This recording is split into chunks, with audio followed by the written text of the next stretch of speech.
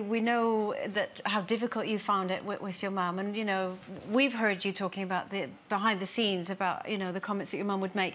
You're so loving and affectionate towards your daughter now.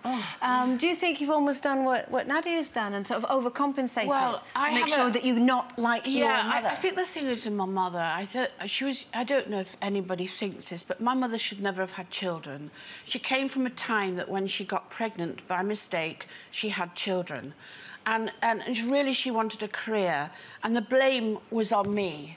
So what she did was stick behind me and give me a career. So when I got my love for my daughter is just overwhelming. And she never had that for me. But you know, I didn't understand it. So there's also a cultural thing, because your mum comes from... No, my mother's English. She's English, so your father's Italian. Yeah. Because I found in Ireland...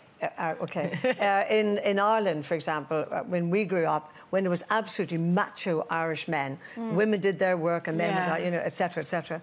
And so I found that in our household, my dad always had the last word. And my mum was very docile, I mean, very calm, and a beautiful, beautiful woman. But as a teenager, I used to, like, try and bicker and argue with my dad. But my mum was so calm, and she'd look at me across the table, and I knew by her look, she'd just go, like, leave it, because you're not going to get anywhere with your dad. So I used to think, why is she so sort of just docile and just give in? In later years, different daughter, mum not around. I know now that my mum was the strong one. She was the calm one. She was the brains really behind it all. And she was probably a lot softer with you than her mum, and that's the brilliant thing about mothers, isn't it? That's true. With each generation, like my mum's mother was so hard on her. She had such a hard childhood. And then my mum was such a supportive mum. Yes, she couldn't give the affection, but she was an amazing... Can I just say one thing? And on and on and on. That really is important if you have had a relationship like me. My mother died without me reconciling anything with her. I never said to her, this is why I am like this, this is why I'm, you know, I have no self-confidence, I'm this person.